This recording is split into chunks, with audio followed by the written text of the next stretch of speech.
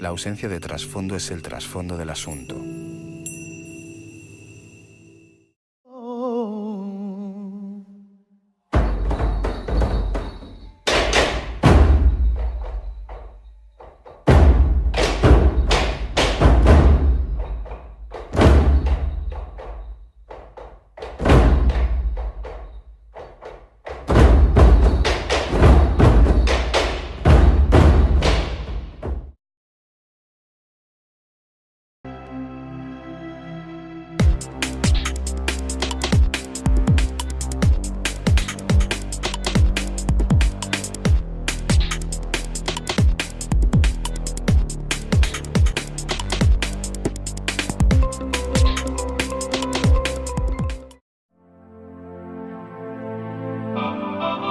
Let's dance in style, let's dance for a while. Heaven can wait, we're only watching the skies.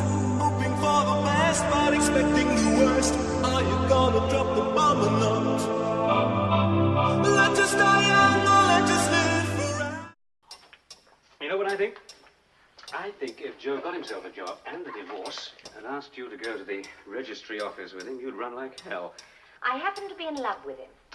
As long as he isn't free to tie you down. Are you through? Oh, I'm with you.